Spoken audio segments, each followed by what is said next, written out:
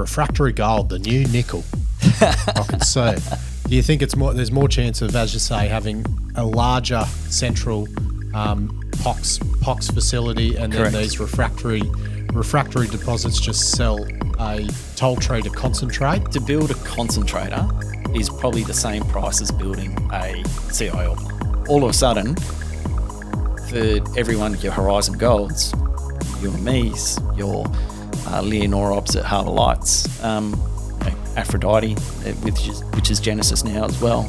All of these things have the ability to be small-scale concentrate producers, and sending it into a facility based in WA that is an ASX listed producer that is going to be a lot more amenable to do business with than possibly Russians or Chinese. Righto, g'day Money Morning. It's Monday, 2nd of October, public holiday over East, but we can still deliver perfect opportunity to bloody sit back and enjoy a dedicated episode to refractory gold. And JD, if you were going to ask someone from expertise in this area, like who would be the first person that would come to mind? Mate, who else comes to mind? Refractory Rob. Has anyone else got a nickname in the industry that is specifically dedicated to refractory? Refractory Rob. You guys have penned that, you know that. I hear you may have been getting some bit of crowd shit from people at conferences and stuff. Shout out to Mark DeClure. He's been keeping it real. And same with Simon Lawson at Spartan. He's been keeping it real as well. But look, I by no means do I call myself an expert. I am a mining engineer. I'm not a metallurgist. So I do understand refractory ore bodies because I have worked on a number of them in the past and done a lot of studies on them. So happy to come in here and share what limited knowledge I may have. Was it one of those ones you were that balls deep into refractory projects and they just kept getting added onto the CV? You're like, well, there's no point going away from them now. I may as well leverage off this. I remember sitting down in a discussion with the off-taker at one stage. I was doing some consulting work out at Wiluna Mining, and I sat down in a meeting with one of the off-takers, and he goes, you've probably got the right person who knows more about gold concentrates in Australia than anyone else. And I was like, Jesus. Maybe you're the only one that's been game to really stick to it.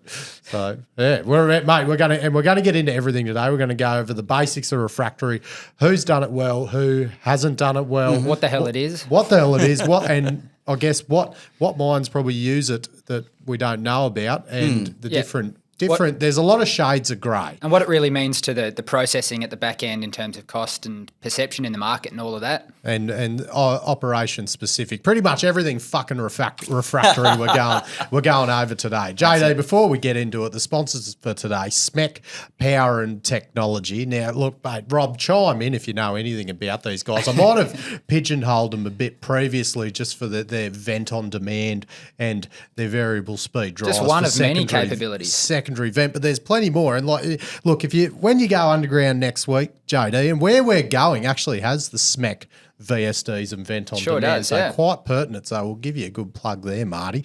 But pretty much, let me talk about the wet season. You hear about the wet season and bloody, mate, it's not just mines flooding, slippery conditions. So, mate, you have a bloody truck and a bloody jumbo or a bogger bloody starts sliding and drives straight into one of these blue electrical boxes. If that happens, give SMEC a call because they build them all on site. So, mate, if some bloody jumbo operator bloody towels one up, you wouldn't do that, would you? Your mine, I've never done that. The mine is not ended. Give Marty a call, and they do the bloody boxes, they do the substations, all your HV stuff, everything electrical for the mining industry. So SMEC Power and Technology, thanks for your support. Cheers, SMEC. All right, let's get into it. Rob, why don't we start this conversation from from the top? What is refractory, or what does it mean, and how does it sort of compare with free milling? Yeah, is it just gold too? So the definition of refractory is something that doesn't work by a standard process. So, it's not necessarily just gold. It can be other minerals as well, and it's minerals that sit outside the normal processing route. Now, so nickel laterite is refractory? Yeah, in a way. Yeah. Yeah. But, you start having a look. That, like nickel laterite, for example, is probably a refractory processing scenario because it's different from nickel sulfides, right? Yep.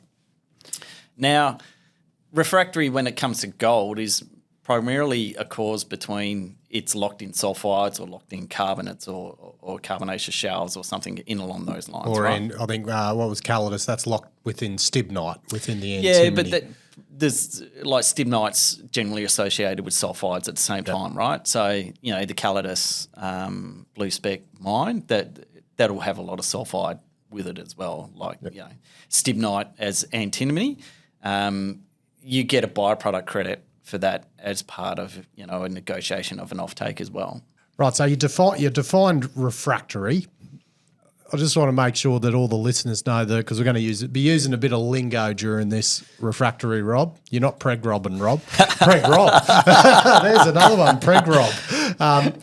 That is one I want to talk. So before I get to that one, you've got free gold, free milling, and we've talked about refractory. Mm-hmm. Tell us the difference, free gold and free milling. So free gold is effectively native gold, right? So you crush it, put it through a screen or a Nielsen concentrator, and you come out with a fine gold particle at the end. And that's termed as the gravity recovery. Yep. And then free milling?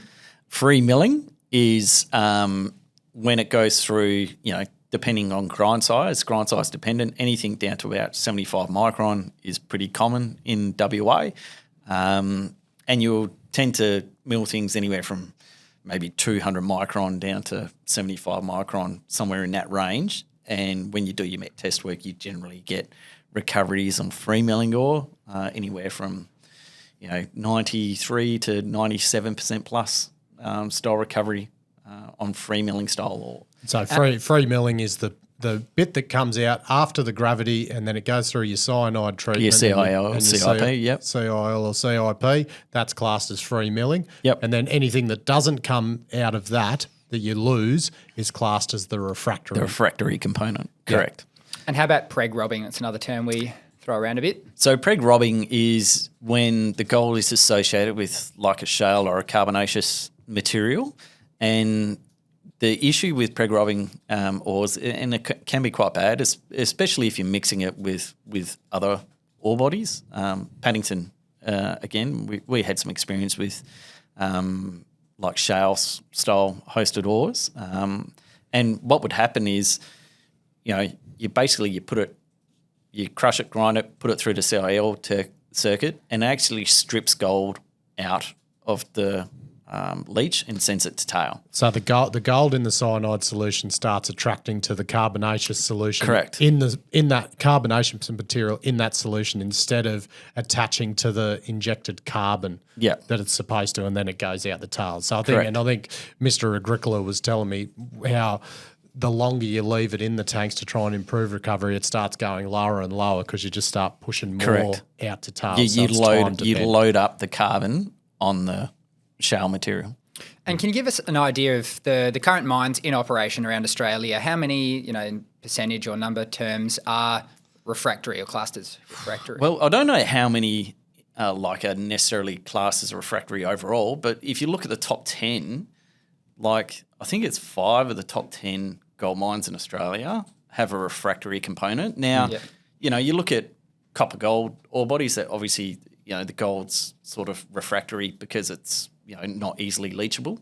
A lot of those, your Telfers, your Cadias, and a lot of those ore bodies, they try to produce gold through gravity first, and then the rest goes as effectively a copper concentrate with a gold byproduct, or potentially even a gold concentrate with a copper byproduct. Yeah. So like your big porphyry systems where it's not just a dedicated gold mine, but so is like KCGM, for example, which is a dedicated gold mine that has that's one example where it's a gold mine that is a refractory, that has a big refractory component. Correct. And they have a lot of sulfides, tellurides, and those sorts of things that, lock up the gold.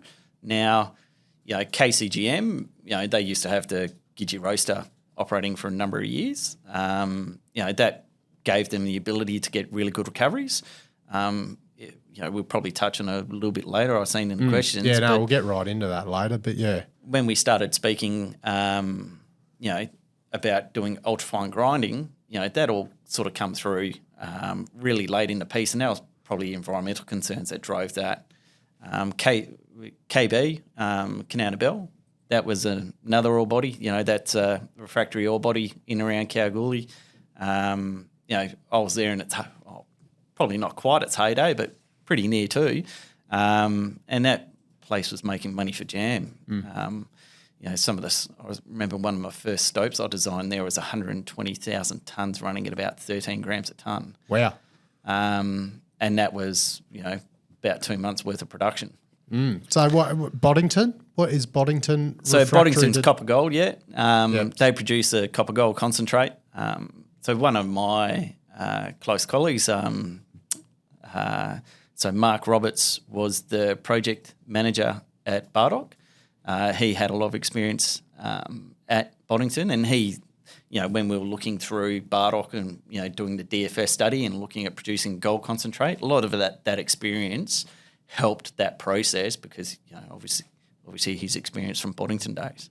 So I suppose you can put it in the lens of the biggest gold producers are usually from these big, massive porphyry operations. I know there massive there sulfide is other operations. ones. Yeah. So and if you look at globally, that would be the same on machines. Like the biggest gold producers are essentially refractory because it's either a byproduct with the copper or for other refractory reasons. Yeah, and like further, even in Australia, like Fosterville as well. So Fosterville's a refractory project. They use a BIOX plant there, and they're getting 97% plus recovery. Yeah, no, until I spoke to you, I didn't know that. You were just everyone's like, they look at the grade and everything. You don't.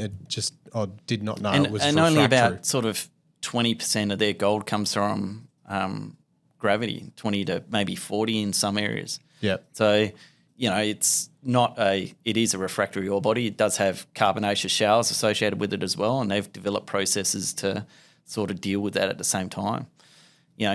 If we start looking globally, you look at probably the biggest gold producer, Barrick and Newmont with their JV at Nevada, they're massive refractory ore bodies. They've got autoclaves, roasters and everything geared up through that whole belt on that Carlin Trend to, deal with, refractory ores. I think it produces about 3 million ounces a year. So it's quite a significant belt. You start looking at things like Lihir, Grasberg. Lihir is just a big POX plant. Grasberg's a big copper gold. Yep. It's the Barrick one, Pueblo Viejo, if I'm pronouncing that correctly. No judgment here on pronunciations, neither from JD. But that's another one. That's, I remember being at Barrick when they were looking at developing that, and that's a big POX plant, right? Yeah. Not probably similar scale to a De Grey, which is probably pertinent to talk about given the announcement of their DFS. You've also got Kibali in Africa. So and obviously Katie and Boddington are two of the top 10 sort of mines globally as well. Yeah, so and I think we'll talk about later the cost of it in terms of big operations like that can, prove and support, and they've got to the stage where they're just pumping out gold versus the 100,000 ounce per annum producers in, say, around Australia that do have refractory ore bodies and how it adopts to that. So we'll save that bit because that'll be interesting. So I guess what we talked about it before, but what are the mineralogies that make up a gold ore body that is refractory? You mentioned sulfides and everything. What are the main ones? And KCGM might be one to speak to as well.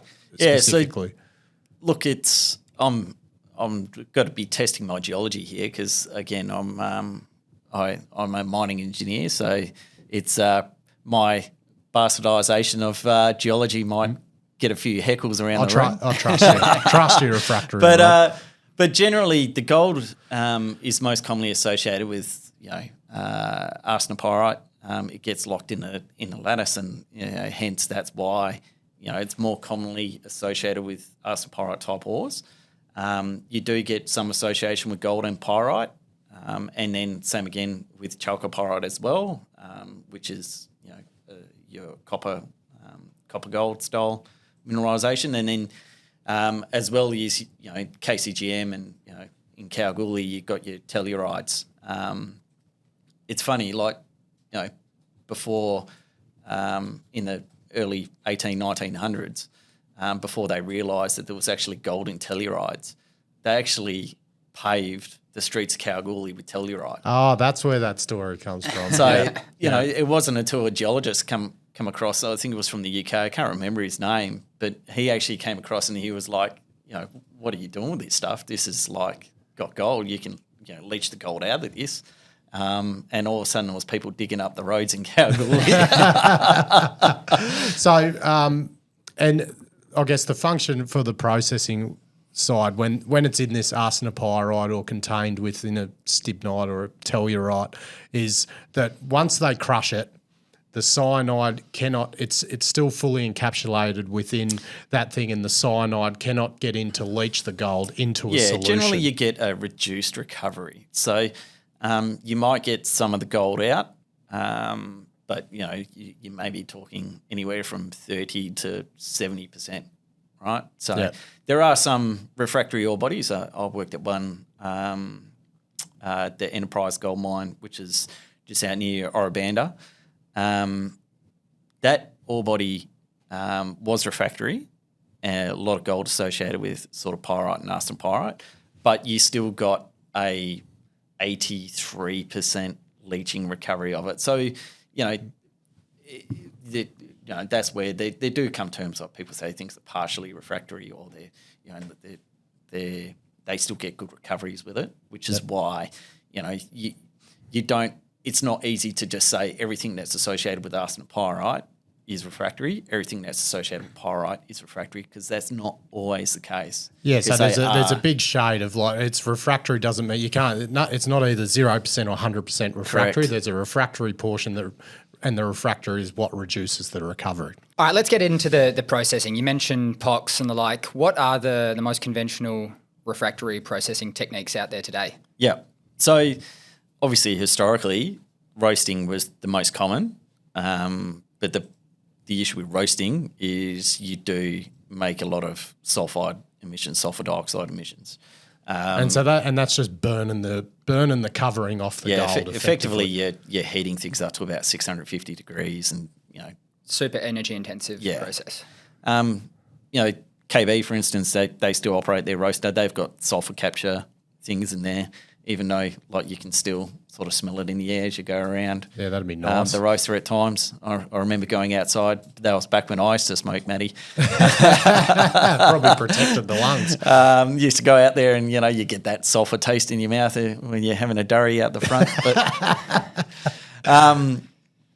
But yeah, ultimately that's what gets a lot of those roasters closed down over time. And in the mid-90s, there was a bit of a boom towards Bactec or Biox.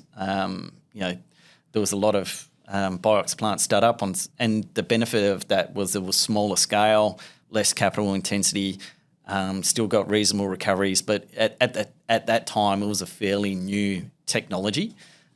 So you had things like you and me, you had Harbour Lights, Fosterville, and there was a couple others as well, but they all started up on relatively small scales. I think you and me was very small scale, like it was a 300,000 tonne per annum underground. So they were treating maybe 20,000 tonnes of concentrate a year. So the Biox in comparison to the roaster heats it up, burns the sulfides off.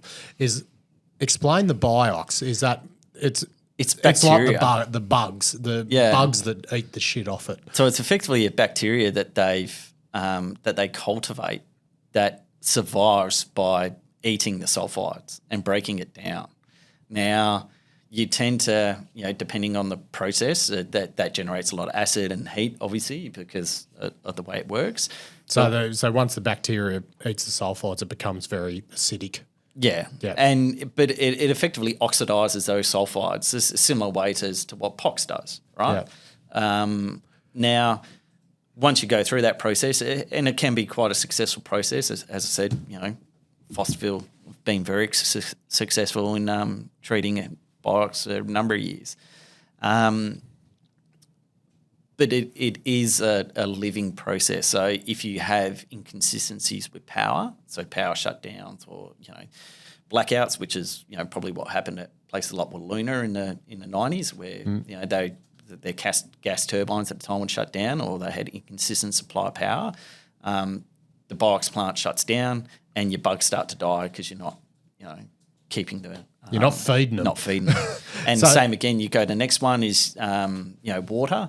If you have variable water supply, like you get high salinity, or maybe there's a leak in your processing water and you get cyanide into your tanks, and all that stuff can be destructive to the cultivation of your bugs. So it is more of a process whereby it needs more expertise and making sure that there's redundancy in that circuit. Is there in that process, because it generates that high acidity, do you then have to, there's a lot of lime that has to go in that then lift the pH back up to actually leach the gold out after correct. Yeah. And then, it goes down to the next point of, your capex style scenario. You can't just use basic steel tanks. You've got to use stainless steel tanks and that sort of stuff. So what about POX, pressure oxidation? What's the difference between that and roasting? So POX is like a sledgehammer. So it is a pressure oxidation, and it's high temperature, high pressure, right? That will burn out just about anything. It's like everything from your carbon to everything else. It's almost like a smelting style scenario, right? High pressure, high temperature, it oxidizes everything, and you tend to get a very good recovery at the back end. It's less susceptible to variabilities of ore and water issues and those sorts of things. It can still have issues with chlorine, because chlorites will then start forming on the inside of the autoclave, so you don't want that. But it is a much more stable process, and the technology on POX plants have come quite a long way. Probably one of the most successful companies, operating POX plants was the Polymet. Obviously, now operating in Russia. Can't get too much more information on over the last few years, but they had a 150 to 200,000 tonne per annum POX train, and they were upgrading that to add an additional, I think it was 300 to 500,000 tonnes per annum, and they basically treated concentrates from all over Europe, plus they had their own trading arm, which dealt with, so Polymet had a trading arm, and they dealt a lot with the Wiluna concentrate. But what they would also do is import concentrates from China that maybe won't meet the spec in China, high arsenic or whatever, and then they put that into their POX plant in Russia. Do the POX plants still produce the sulfide gas because of the high temperature, or is it a bit different to roasting? Because it's a contained process. Yeah. Everything's like you're not. There's no emissions. Like you're not. So that goes in. That's why the acidity goes up, because that's all contained. Yeah, right. So then so would you say POX has been probably the biggest POX evolution? is actually very similar to your the autoclaves you use as part of your nickel laterite production. Yeah, righto. Yeah. And what does it do to the costs? Do you have rules of thumb of depending on the scale of the project, what it sort of does versus a conventional free milling plant? So, scale's all important with anything, like something, that's going to be of De Cray sale sort of 800,000 tonne per annum. I think they're looking at 2, maybe 3 POX trains. So, that obviously helps reduce the overall cost, because, if you're doing, 3 trains that are going to do, or 2 trains that are going to do 500,000 tonne per annum each, and, you're not doing, in Wiluna's case, where they were looking at a 100,000 tonne per annum POX train, and it was still going to cost them $200 million. Whereas De Grey's looking at a 10 million tonne per annum plant and all the fruit, 2 POX trains, and it's going to cost them $800 million. So there is a big difference in capex once you start going down that scale path. Yeah. And that obviously with your opex is the same, right? Because you need 150 people to run a processing plant. That's going to do a refractory. It's probably about 80 people for a standard CIL plant. If you're going to go down, add on an additional POX or box, it might be another, maybe 20 people. So you're looking about 100 to 120 people with your admin and everything else. If you're going to do that at De Grey, even with the scale of that plant at 10 million tonnes, it's not like you're going to be an exponential increase on the amount of people that you're going to have. You're still maybe only 300 people. And probably more on your end of town is where the trade-off is, and that where that scale really plays a part is when you're at that. You don't have the ability to process 10 million tonne per year. If you're back at 1 million, that's where is there small scale options available and I guess evolving and new technology coming out that make it not a flat no to produce a refractory process a refractory product at a smaller scale? Yeah, so, smaller scale operations have worked very well. Like, as I said, Fosterville, even before the Swan Zone discovery, where all of a sudden their grade went from 5-6 grams a tonne to 20 grams a tonne, they were consistently producing 100,000 ounces per annum plus, So, I've got no doubt that, smaller scale, something like a Fosterville style solution would work. You probably look at where the capital intensity goes to and the trade-off between sort of producing a gold concentrate versus, building a BIOX plant or I think once you start going to 1 million tonne per annum, you're probably a bit small for POX. I gave the Wiluna example before. They were looking at upgrading the mill to be around 2 million tonne per annum, and then having a sort of 100,000 tonne per annum POX train, and that was quite capital intensive. If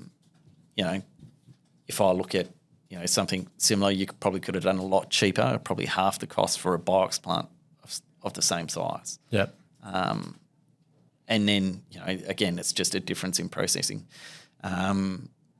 Ultimately, I think as you start going down the curve in scale, you start looking at different options. Albion's something that's, is a semi sort of pressure oxidation, ultra fine grind, and then going into a some sort of semi pressure oxidation. It's operated and been successful in other countries. There's not too many places doing it in and around Australia. So it's called the Albion process was developed by Glencore. It's called an ISA-mill, the ultra-fine grinding mill. That grinds it to between 5 and 10 microns. Is that what KCGM have? Yeah. Yeah, righto. Yeah. Okay, so what is... But they don't do the oxidation. So KCGM just do the ultra-fine grind straight into leach. They don't do the oxidation step. Yeah. So Rob, have you got a few examples of companies that have gone down this route and it hasn't worked out? They've spent the money or for whatever reason, unforeseen, it didn't work out? Well, I think, probably if you ask anyone in Australia and you talk about refractory gold, I think the answer on everyone's lips or the tip of everyone's tongue is always Wiluna, right? I was thinking, God, there better not be another one because that's the one on the tip of my tongue. Yeah. And I think primarily, I spent a bit of time looking at Wiluna from the outside. I did a bit of time looking at it from the inside as well. Ultimately, because it was refractory, wasn't the reason why it failed. Are we talking about first time, second time? Probably the previous one before Wiluna mining when it was Apex. So initially, if you look in those, so probably the Normandy days is when things started, to drop off. Some of those mines that they mined in the earlier years were very profitable. Like the Bulletin mine was huge, and it was, looking through some of the stopes there, it was 10 plus meters wide at 10 grams plus. Like it was amazing. Now, they got really good recoveries. Biox plant worked really well. It was when, it started going down that Agincourt, Oxiana, Apex ownership where, they weren't in the best parts of the ore body anymore. So is the grade going off and... Yeah, and, Ground conditions as well. So ground your dilution conditions. goes And up. when you start looking at, Apex, for instance, they were trying to get into the East Pit, which is, the East Pit was full of water. And the East and West lodes down there, that was a really high-grade mining area that, they were trying to develop down to. And they basically just got the pit dewatered, got it down to that point. And then the gold price went and tanked, went from, I think it was $1,600 an ounce to $1,350 overnight in 2013, right? So that didn't just put, Apex under stress, but they were already teetering on the edge then. But it put the whole gold industry under stress. I remember being at Paddington at the time, and we were worried about what we were going to do. So, there's that whole process didn't help. I think if, the gold price would have stayed the same, they would have gone into the East and West lodes, they would have been, fine. So there's a mix of different reasons. Now, ultimately, one of the biggest issues I've always thought that happened there is they've always tried, because they've had the plant there, you're always going into production. So, it happened with, Blackham at the same, they had their Matilda open pits and everything else. And they were free milling, right? So they're not refractory ore bodies. But because they had the mill there at Wiluna, they were sort of hamstrung to go into production. They were like, when you're going into production, instead of drilling out, understanding the ore body properly, making sure that they were going to make a good amount of money from those open pits. They had a really good DFS that said they were going to mine Matilda, and they were going to upgrade the Biox plant, get it into production. But as soon as the grade started falling away at Matilda and they weren't getting the ounces they were supposed to, they could no longer start funding those extra legs of development. I've seen somewhere, I think Dryblower said that there's been $700 million torched at Wiluna in the past 10 years, right? And was that the same for this failure of Wiluna mining, the most latest? Yeah, and remember, they're, as you said, they're not at the cream anymore. I think it's deep, shitty ground.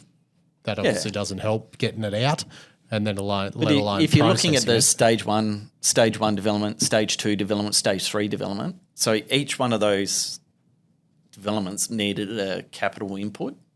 So they had stage 1, which was, to go around and do sort of 700 to 1 million tonne per annum of concentrate feed. So they, did the concentrator, they upgraded it, they were going to do con, then they were going to upgrade the plant to 1.5 million tonne per annum. And that's basically building a whole new plant, but they needed the capex to do that. And then they was going to get the throughput up so they could then take the next leg. And then they were going to do stage 3 was a POX. So each of those stages required more and more capital. So for an existing mill. Mill. So, and you're sitting there in a production scenario, right, knowing that you've got a small window that you can operate in, you're depleting resource while doing that, and then you're going to go do an upgrade. So that strategy, I don't think works. Like, to me, like if you were to give me $700 million 10 years ago and said, here you go develop Wiluna, it's probably producing 200,000 ounces per annum by now with a reserve that's 10 plus years mine life. But the problem is no one was going to do that because of the history of the project at that point in time. So wonder who's going to be next. Someone else will have a crack.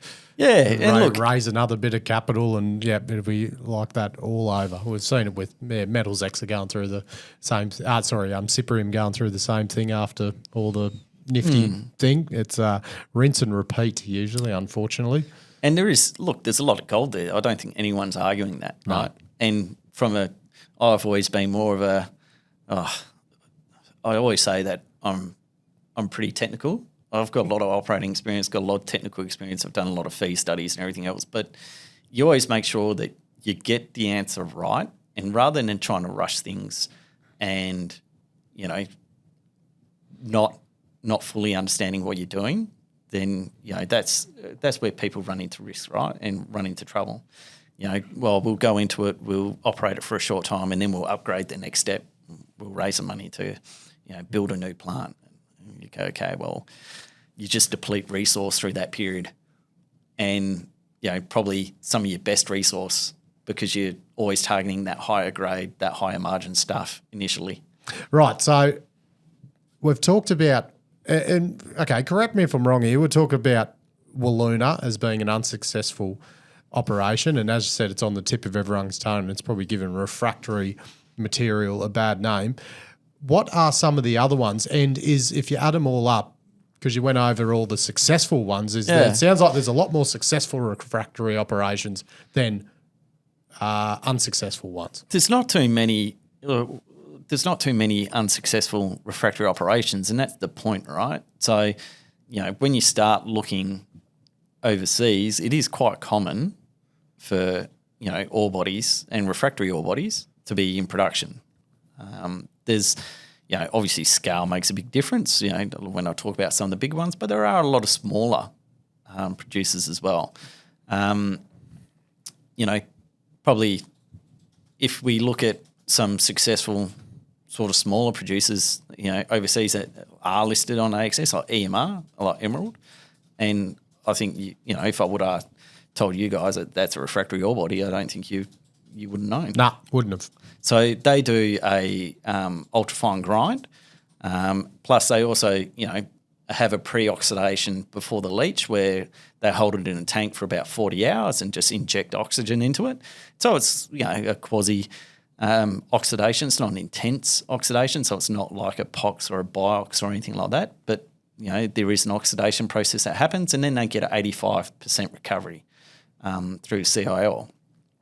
So, it's not largely like a massive refractory ore body. It's a refractory ore body. And they're turning out money for jam, right? So there is a lot of successful operations, and there's not too many. If you do your met test work right and you do your project right and you set it up right, there's not too many failures. And it's kind of, as I said, it's kind of more down to how you approach it from a technical perspective rather than how you approach it from a processing perspective. You make sure you do all your work properly, you do the test work, you make sure the mining studies and everything are done right up front, and the operation will be successful. You see failures in amongst the CIL, free milling developers, right? So you can't turn around and say that, all refractory ore bodies are bad and all free milling ore bodies are good. Because it's not always the case. Correct. But grade, when you start dealing with refractory on the smaller scale, at this 1 million or 1.5 million tonne per annum, is grade even more of a king than it was before, or you're still working on the fact that you're going to achieve a higher recovery but with a bit of a higher processing cost? Look, grade's always king, right? So regardless of the fact whether something's free milling or refractory, grade is always king. The higher the grade, the better. If you start looking at,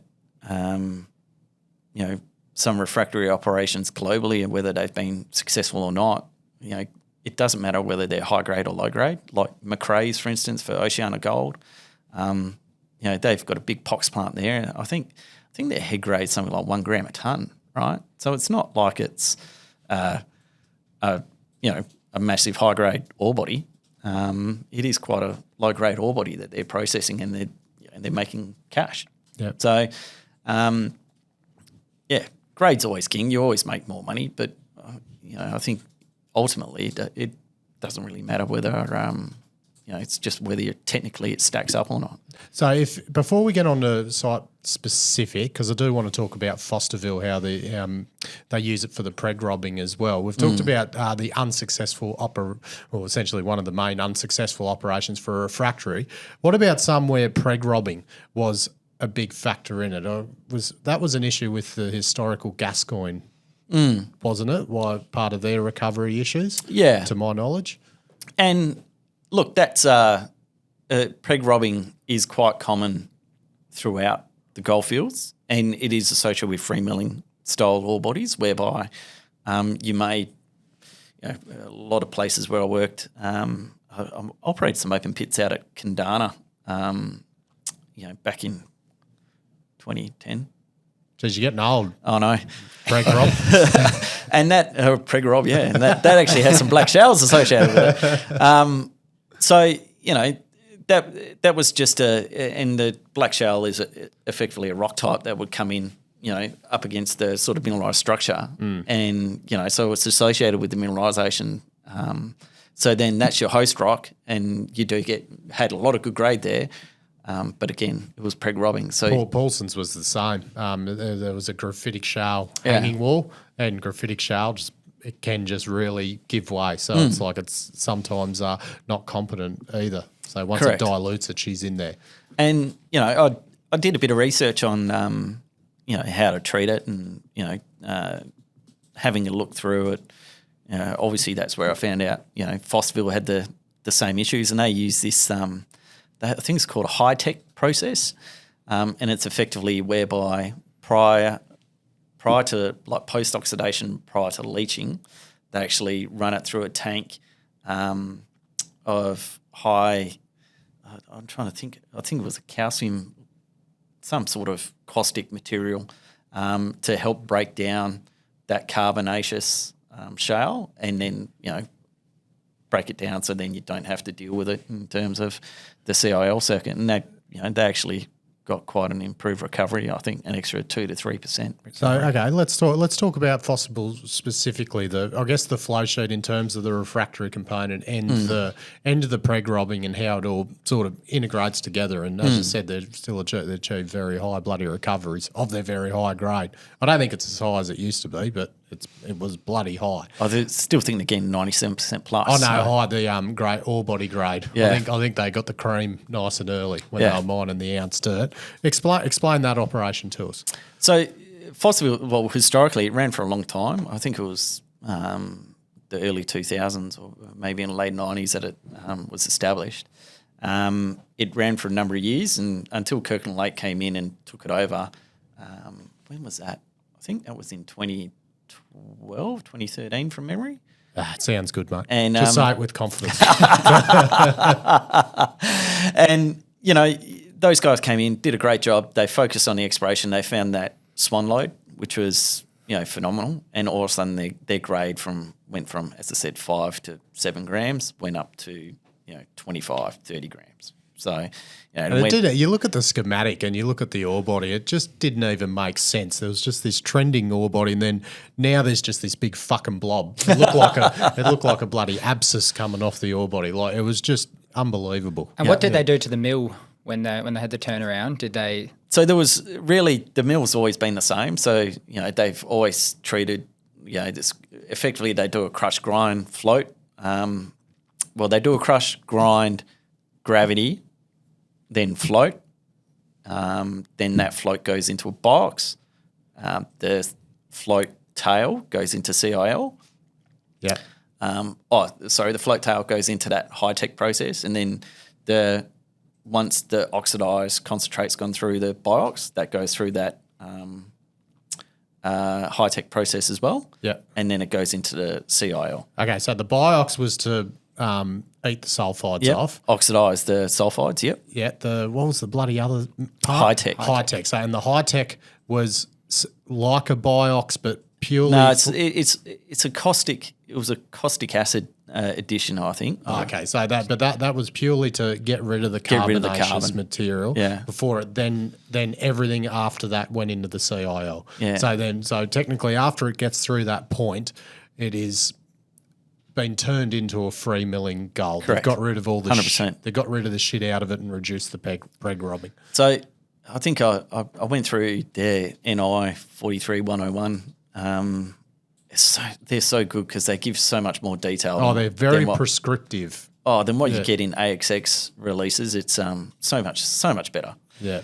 And from a technical, if you're into that shit, yeah, but, from a nerdy technical point of view, I'd rather see a movie come out about it. But anyway, so yeah, like doing a deep dive and having a look through it, like they were getting from the box. I think it was somewhere in the vicinity of about a 95% recovery of gold from the box circuit, or actually more than 95% recovery. So 98% of their gold reported to the float. They got a 95% recovery for that. And then, by reducing the carbon material and, treating the float towel, again, an extra, 3 to 4% recovery.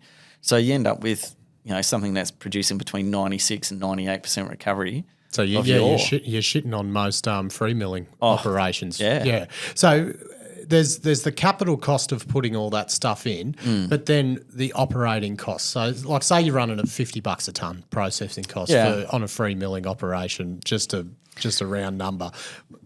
How could you look at something like that and say, once you add all that in, like for Fosterville specifically, what does it do to the processing cost? So it tends to be, from historical, you tend to get a 20 to 30% increase in your operating costs by treating refractory ores. So McKinsey's did a bit of work. They did a report back in 2021 whereby they sort of highlighted that refractory gold's basically the next thing that the world's got to go to, because if you start looking at the grade of refractory ore bodies, you're probably looking that they're anywhere from 30% plus higher than free milling ore bodies. And is that because a lot of the free milling stuff's been taken? Correct. Yep.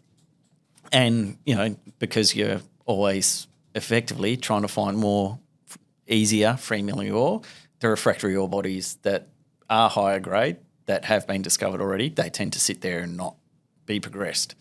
So, mate, you'll be by the time you're 60, you're going to be consulting out at bloody 10 grand a day. Like when all this comes to the forefront, we'll be taking some fucking royalties from this episode. Hopefully, by the time I'm 60, I'm just sitting there playing 18 holes of golf every day. And I'll be with you. Yeah, right. Yeah, well, it makes a lot of sense. It's just sort of compounded as the years gone on because it's been put in the too hard basket by most companies. Correct. On that scale, and they're just going to build up and up and up. Yeah. And the free milling's going to just, well, God, remember like friggin' 5 years ago, the 4 grams was like a underground mine, 2 grams was an open pit. Yeah. Now it's 2 grams as an underground, 1 gram's an open pit. What you'd look at as a grade to see if it was, as a thumbsuck to say if it's going to make money or not. That's right. And, ultimately that does come from a factor of gold pricing.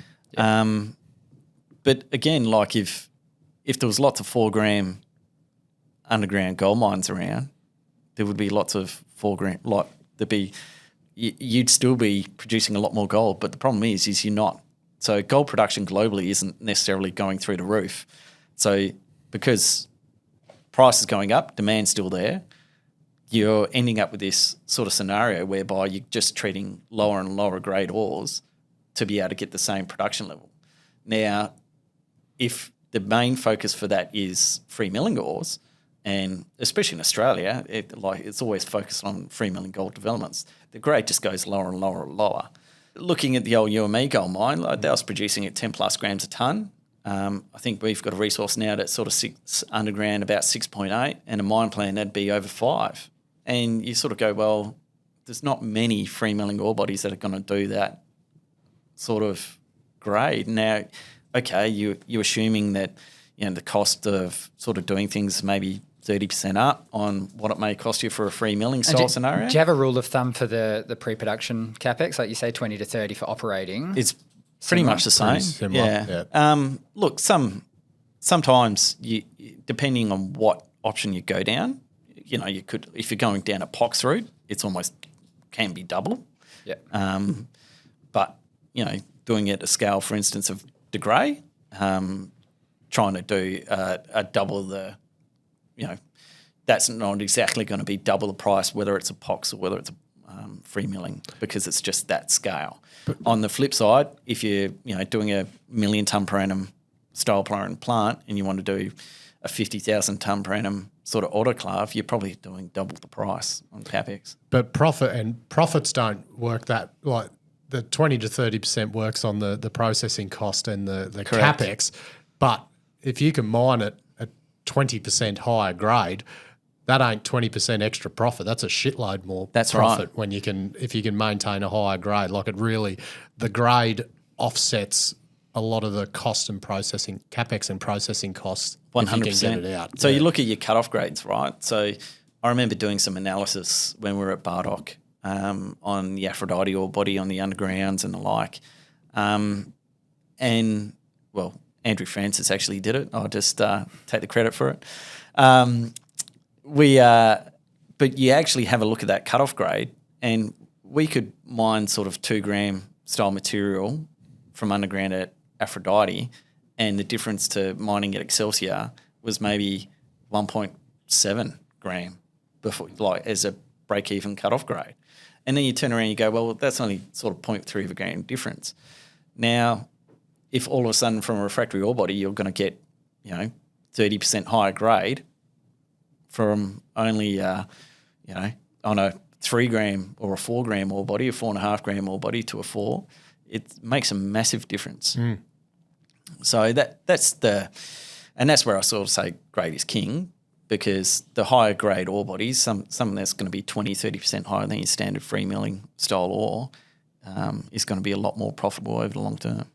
What about KCGM? Why did they make the decision to go down the ultrafine grind route compared to their conventional, the Gidgee roaster route? Yeah, so it's funny, like when you start looking down that whole pathway of why that decision was made, like the Gidgee roaster, there was a lot of chat about that roaster and its impact on the environment. Yeah.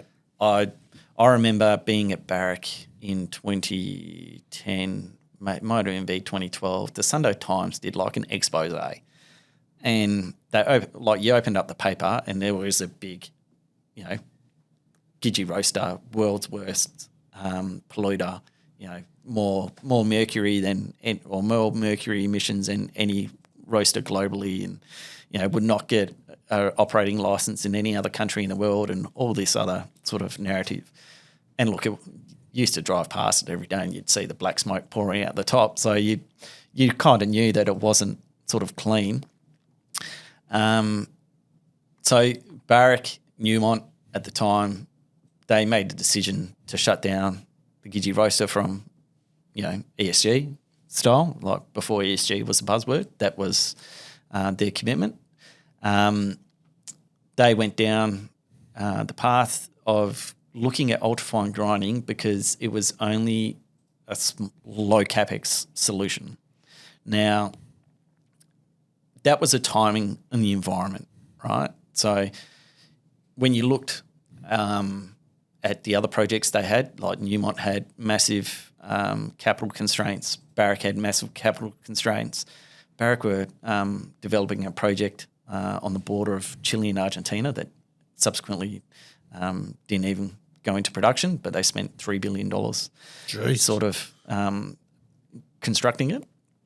So all the capital from, that could have been spent, in around Kalgoorlie wasn't getting spent there. It was getting spent at, bigger operations whereby, the cost per ounce was going to be much lower in production. I think the project, I can't remember its name on the border of Argentina and Chile, but it had a negative cash cost per ounce because of copper and silver credits. So,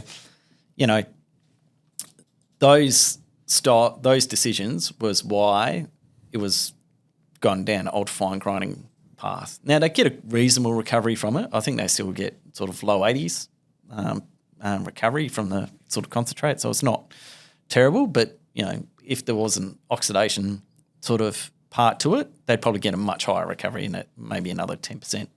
And bar a sort of capture process at the end, is there any, more money that could be spent to make it more environmentally friendly, or is that just with the current technology not really feasible? Is that with roasting specifically? Or with that Kidgey roaster specifically?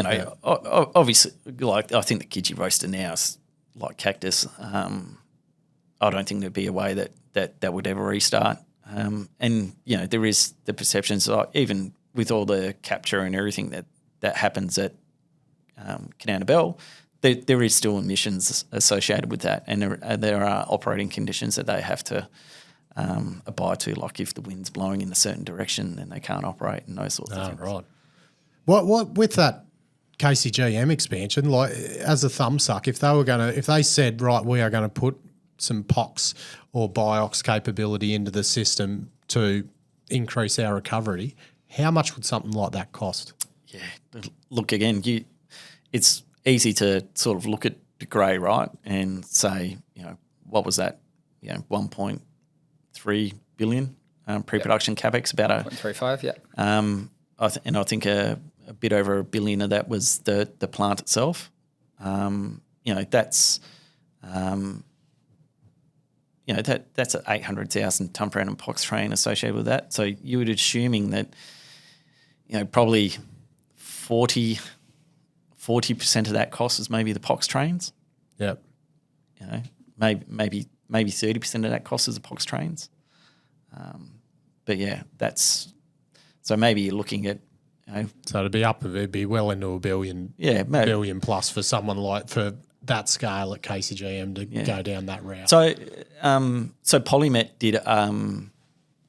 So Polymet were doing an expansion at Amherst, which is their sort of POX sort of centralised treatment area in Russia. I think that was $400 million US, and that was for a sort of 300 to 500,000 tonne per annum POX train.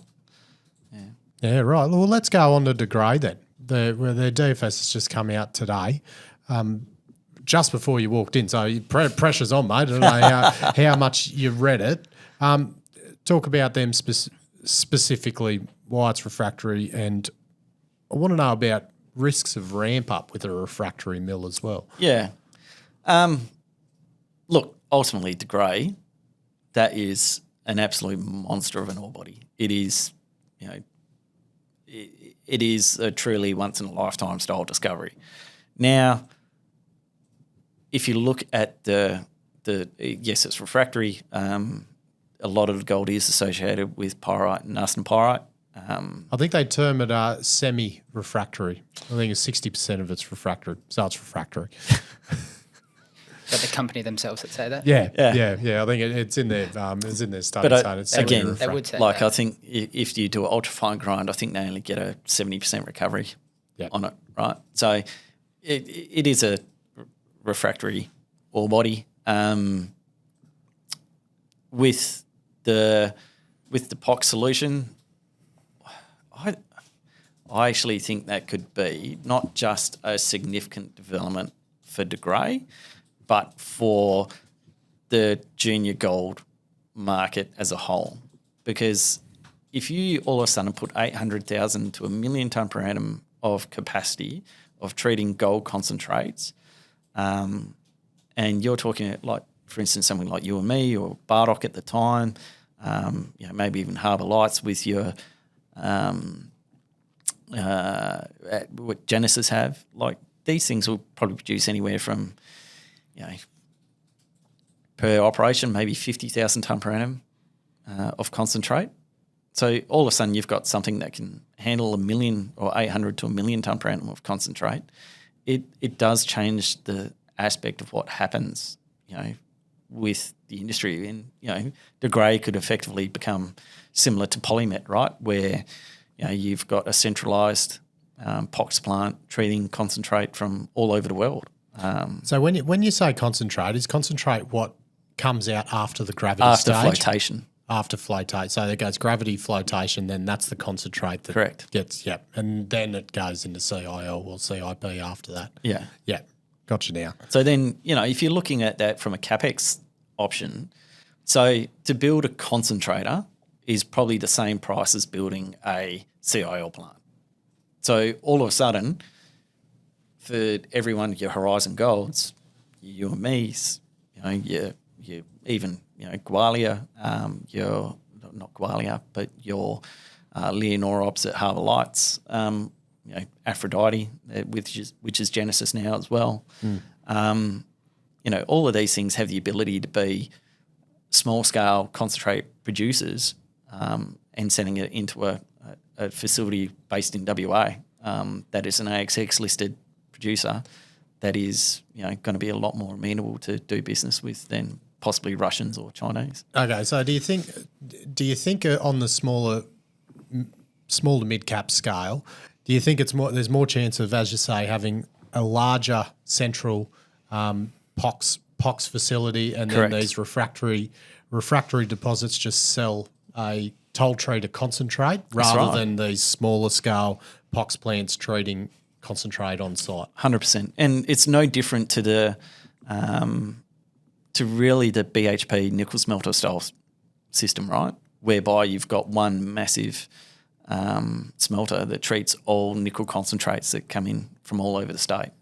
Yeah, because the Kalgoorlie smelter is what takes it to 66%, I think. Correct. Nickel matte to then send it. So it's like refractory processing in Australia. There's the opportunity to have that intermediate step. Correct. Instead of everyone trying to do it themselves. That's right. And then you've got the point where, if you've got such a big facility like that, you found that in the end, BHP and WMC at the time found it, rather than trying to operate all these small mines, they sold them all off, and they just operated the plant in the end. You look at all those, the line ores and everyone, they had all these little concentrators pop up all over the state where they basically just produced a con and sent it to the nickel smelter. Refractory gold, the new nickel. I can see it. So, but then the higher grade is then there's obviously the trade off in the payability then with the concentrate. Correct. Going down that road, but then you're saving a lot of capex So- to go down that road because you're not having to produce any cyanide leaching facility at all on site. Correct. It's just crushing flotation. Correct. Crush, grind, float, and then it's out the door. Out the door. Yeah. So probably Transport and logistics, obviously, but yeah. Yeah. One operation that's quite successful doing that at the moment is London Gold. They've got a project in Ecuador. That's probably one of the highest grade developments, I think, in the world at the moment. I think they produce 400 to 500,000 ounces per annum. 20% of their gold comes from free gold. The rest is produced as a gold in concentrate. So they've got some pretty, again, good old NI 43 101s. They get some really good payabilities and treatment charges. And when you start looking through it, in general, they're getting 90 to 97% gold payable in con. It is a high grade con. I think it runs about 120 grams. So that, my previous experience at Bardock, we negotiated offtakes and anywhere from 20 grams to 120 grams, you're probably getting between 93 to 96% gold payable in con on a sliding scale. So it's better than it's much more high payable than nickel. Yeah. For instance, by the sounds. And then, you've got associated treatment charges and deleterious element charges and those sorts of things, but they generally equate to around, US dollar terms, maybe about a couple $100 a tonne. Yeah. So, they're pretty common offtakes. Some of the ones where it really stings is if you have really high arsenic in your gold ore, and that's where sort of Wiluna again ran into a few stops. And that's the same with the nickels as well. If you have Yeah. the high arsenic count like Mincor was sort of getting, then it marks them down severely. So, but do you think because of the scale I can't do the calcs in my head, but if, a refractory, you're not producing much of a tonnage of concentrate out of these smaller operations. Correct. So, So shipping concentrate, small amounts of concentrate overseas would be a very high unit cost to ship. So does it make more sense having something in Australia to be that midstream process of refractory or not? So, yeah. And look, if you're looking at because what you actually produce as a concentrate depends on your mass pull from the ore. So mass pull is the amount of flotation material you get from every ton of ore. So generally from some ore bodies that ranges between 4 and maybe 10%. So De Grey, for instance, is 8% mass pull. The test work I think we've done is at UME is between 8 and 10. If I start looking at the test work we did at Aphrodite, it was between 4 and 5. Now, that is a very small amount of ore that you're paying a higher transporting costs for. So, if you consider that something that might cost you between transport, treatment charges and everything else, maybe $400 a tonne, depending on your mass pool, that may be, maybe $20 a tonne extra or $10 a tonne extra in terms of your operating cost. Now, if you're going to operate a BIOX plant or operate a POX circuit, depending on your scale and everything else, that could be a direct trade-off on, your operating cost. So there could be no difference in producing a con and, actually trying to build a plant, spending that capex, and that opex is still the same. Did I say that right? If you're shipping a smaller amount of material to China, would it cost more per tonne? It would, wouldn't it? It'd be cheaper the more you shipped over, wouldn't it, per tonne? Don't know. Yeah. I'm definitely not venturing into fucking shipping now. So we had a look at it in different scenarios. So bulk shipping.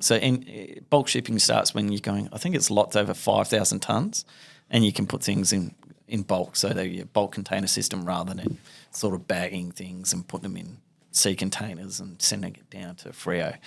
And I think, that just comes to a cash flow perspective. Like it might be 10,000 tonne anyway. Whether you're doing it in bulk lots or in bags. Now, a lot of the costs associated with sending things back in containers is actually quite cheap to China because we're a net importer of sea containers. Because we get so much stuff from China, so much manufacturing, things come in all the time, a lot of sea containers go back to China empty. That makes sense, although I've never thought about it. So, So you're saying it's cheaper to send stuff to China it's cheaper as opposed to correct, the other way? Correct. So cheaper to send it there to get it from there, or cheaper to send it to China in a container. It's cheaper to send a container to China than what it is to bring it in. Yeah. There you go. That makes perfect sense. God, he's gone for his refractory guru, bloody international shipping guru. Fucking I don't know how we've got here, but there you go. I've never thought of a midstream gold refractory thing in Australia, but it sounds like it could be a future possibility. Yeah. And look, it's something like Deflector, for instance. Deflector do a very similar, like it's a copper gold con, right? They produce, and they ship it into China for treatment. Really, it's no different when we start talking about some of these concentrates from dealing with copper concentrates. And in fact, the traders that you talk to when you're negotiating offtakes are all copper traders at the same time. And there's games that those guys play as well. So, if they get a very high grade gold concentrate, they might blend that with a copper concentrate that has a very low gold content. But by able to bring that gold content up a little bit, they'll get an increased payability on that gold component. Same again, if something's got a gold concentrate that has a very high arsenic content. Now, into China, there's a VAT that's charged on anything that's over 6% arsenic. So, they charge a 15% VAT if it's over 6% arsenic. So what a trader will do is they'll give the person that's producing stuff that over 6%, they'll give them an 80% or 80% payable. They'll then blend that down with low arsenic concentrate, treat it, get it under that 6% threshold. 15%. Get it under that 6% threshold, and then they'll pocket the differential. So your low arsenic gold cons can fetch a premium because of that as well. Yeah. Very interesting, mate. Wow. I could just keep running with this, but JD's giving me the old bloody, shut the fuck up, Matt. You're off script. Beautiful, mate. JD, you got anything else, Cobbler? No, mate, I learned plenty there. So cheers for coming on, Refractory Rob. or so just announcing to Preg the Rob. market, it's either responds both to Refractory Rob or Preg Rob. I can't wait till Lawson and Declare bloody hear that one. Oh, I don't start calling me. I geez, will Preg Rob. message them That's gonna be directly terrible. now, mate. Much appreciated. And that was sensational. No worries, thanks, gents. And for even the shipping knowledge. I've been a long time listener and admirer, so doing a good job here. And it's Legend. No, Appreciate really it. appreciate glad I it, can mate. give back. Give back. We'll give a quick shout out to our sponsors. Yeah, I know. We've got to Wrap make out. sure we say them. Or I think I said two once and missed one yesterday. But SMEC Power and Technology at the start of the show. We also got Anytime Exploration Services. Your mates at JP Search, JD. Terra Capital and K-Drill. K-Drill. Thanks a for all bunch, your mate. support. Cheers, Money Miners, and cheers, Rob. Refractory Preg Rob. Thank you. Hooroo. The information contained in this episode of Money of Mine is of general nature only and does not take into account the objectives, financial situation or needs of any particular person. Before making any investment decision, you should consult with your financial advisor and consider how appropriate the advice is to your objectives, financial situation and needs.